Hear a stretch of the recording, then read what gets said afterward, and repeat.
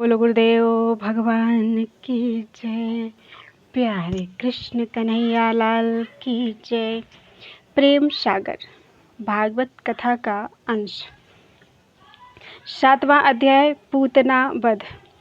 श्री सुखदेव जी बोले, हे राजा, कंस का मंत्री तो अनेक राक्षस लिए बालक मारता ही था कि कंस ने पूतना नामक राक्षसी को यदुवंशियों के बालक मारने को कहा। यह सुन वह प्रसन्न होकर दंडवत कर चली।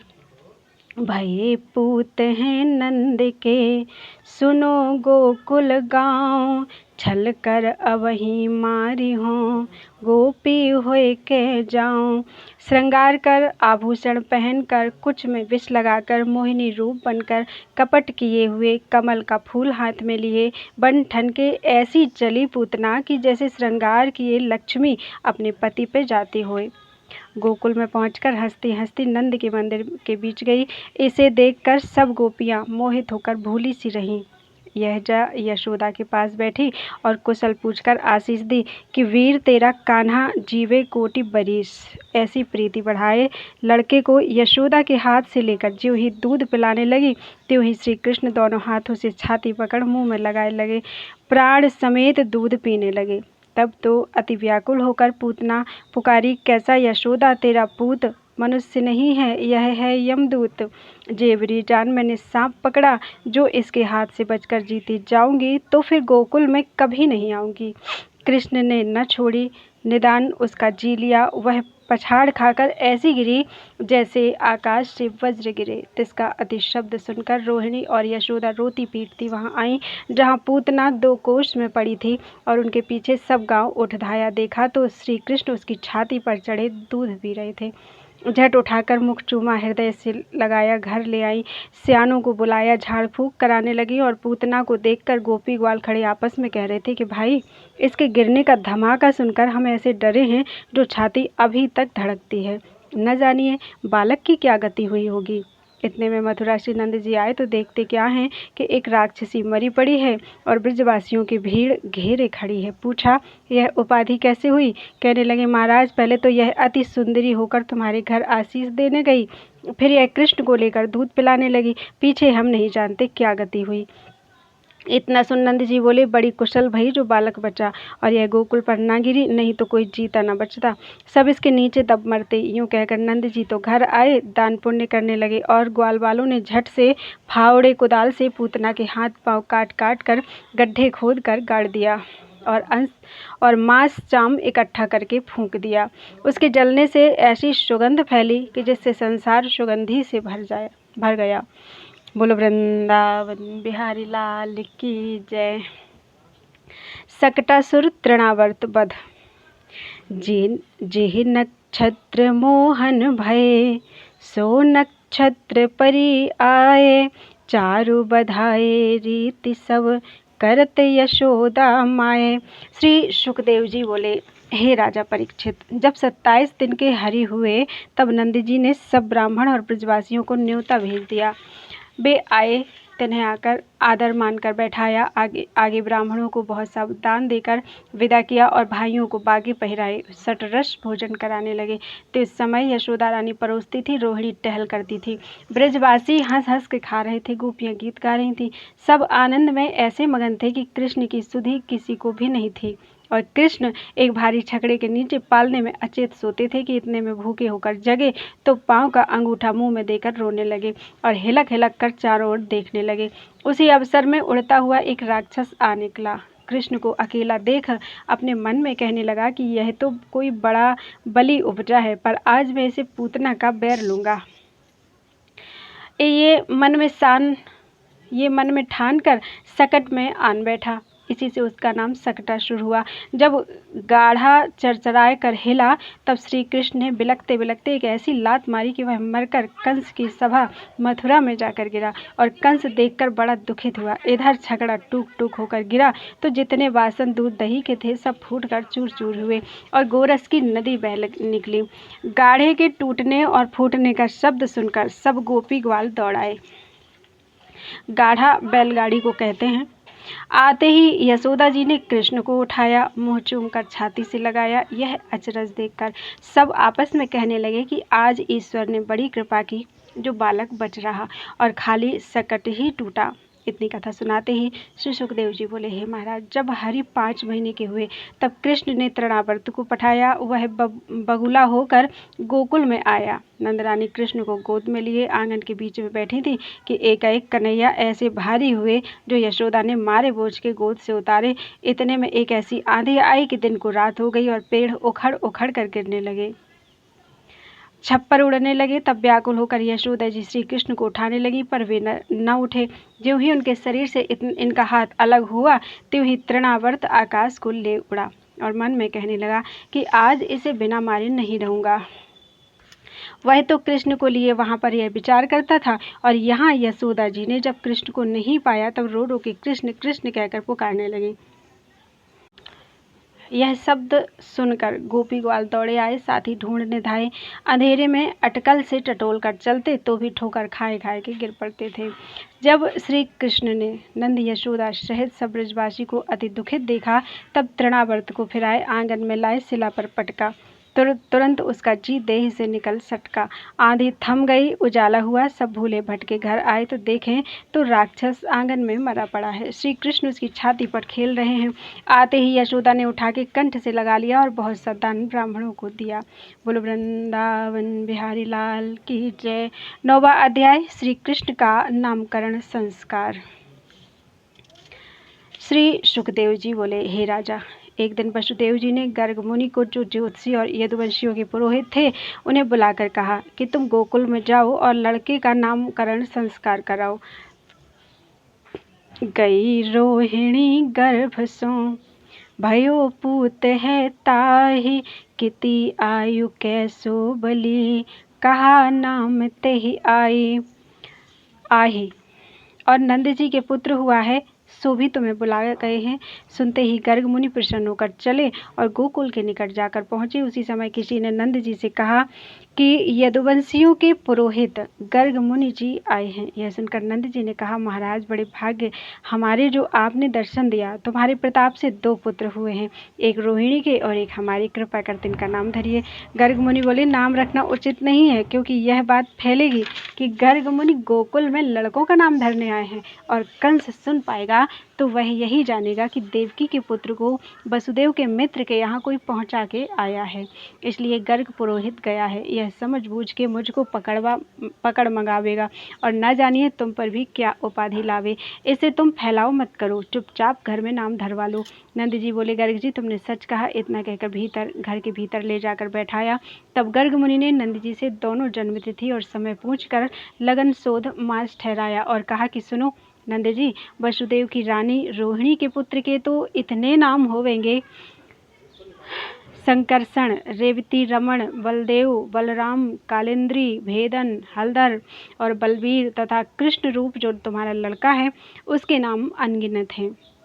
यह किसी समय वसुदेव के यहाँ जन्मा, इससे वासुदेव नाम हुआ, और विचार में आता है कि ये दोनों बालक तुम्हारे 4 युगों में हैं। जब जब जन्मे हैं तब तब साथ ही जन्मे हैं। नंद जी बोले, इनके गुण कहो। गर्ग मुनि ने उत्तर दिया, ये दूसरे विधाता हैं, इनकी गति कुछ जानी नहीं जाती है, पर मैं यह जानता हूँ कि कंस को मारकर भूमि का भार उतारेंगे। ऐसे कहकर गर्ग मुनि चुपचाप चले गए और वसुदेव से जाकर समाचार कहे। आगे दोनों बालक गोकुल में दिन व दिन बढ़ने लगे।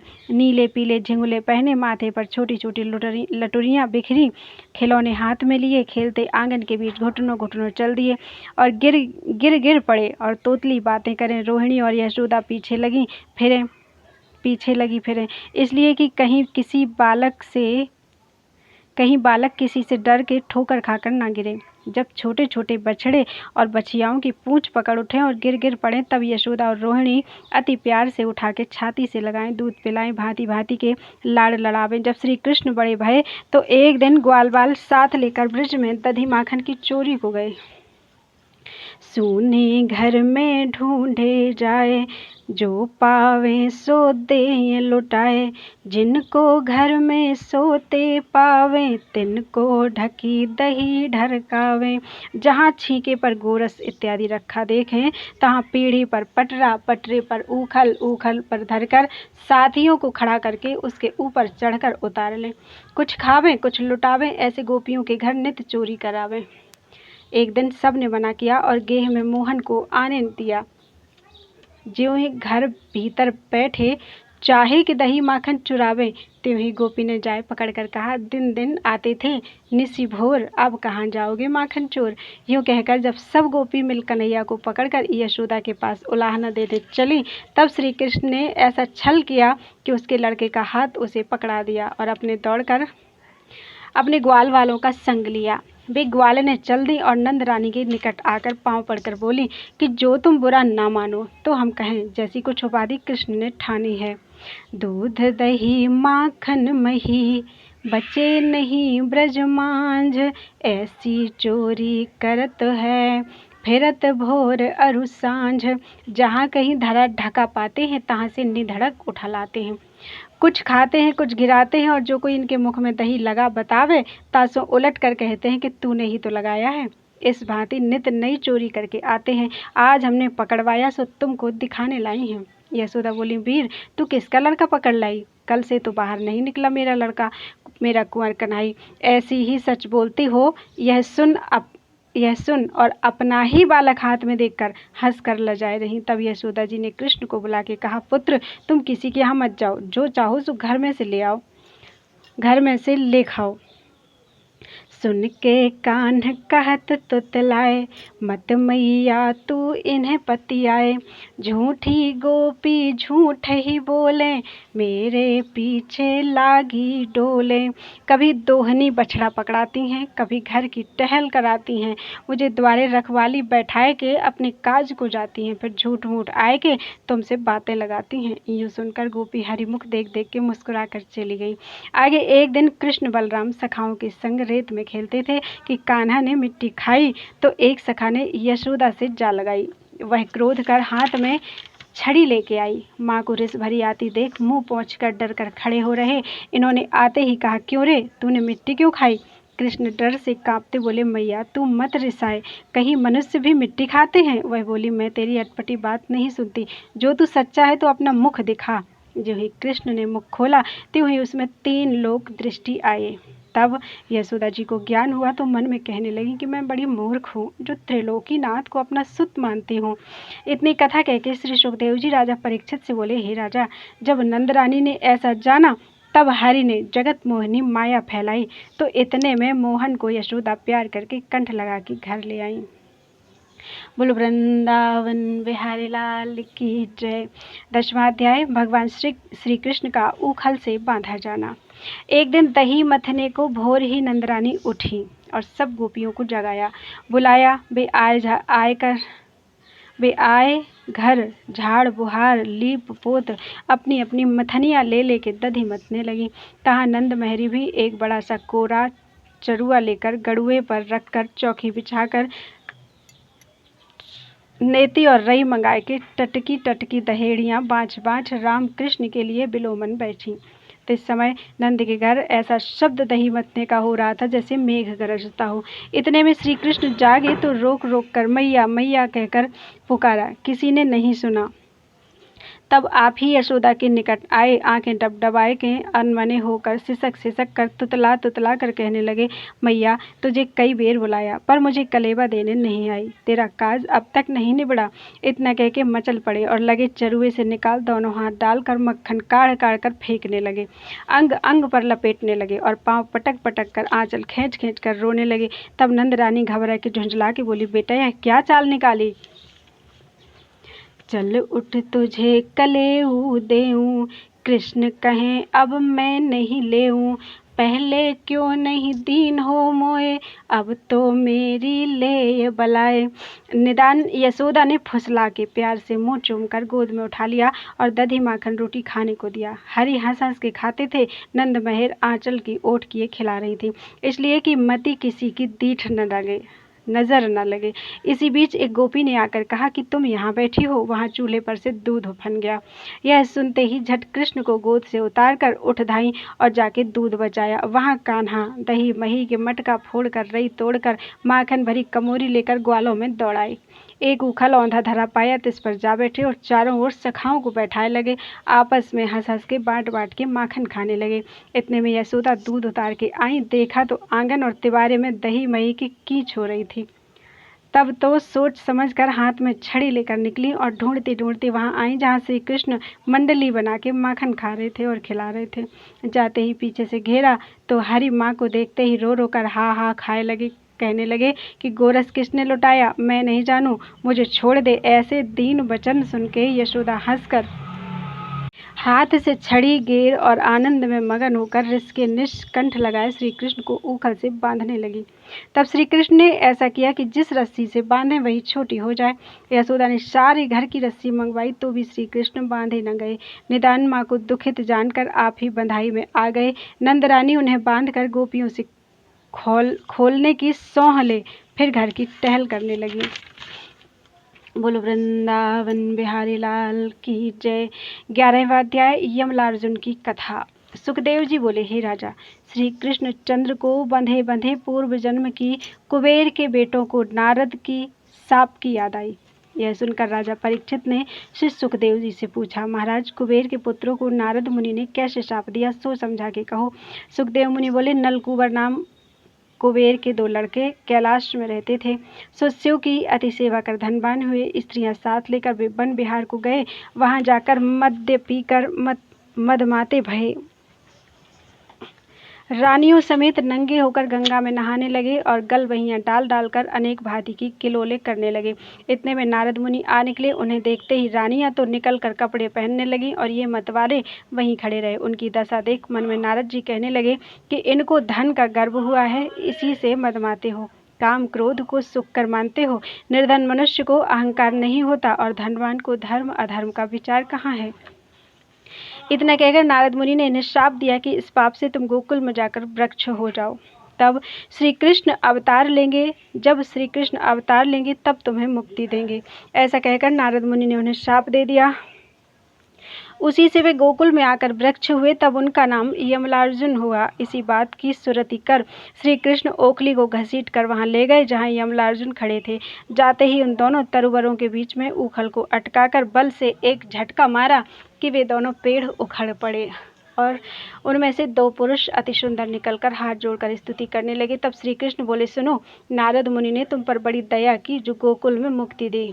उनकी कृपा से तुमने मुझे पाया। अब वर मांगो जो तुम्हारे मन में हो। यमलार्जुन बोले, हे दीनानाथ, यह नारद मुनि की कृपा है जो आपके चरण पर से और दर्शन किए। अब हमें किसी वस्तु की इच्छा नहीं रही, पर इतना ही दीजिए जो सदा तुम्हारी भक्ति हमारे हृदय में रहे।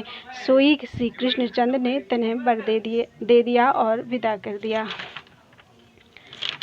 बोलो वृंदावन बिहारी लाल की जय।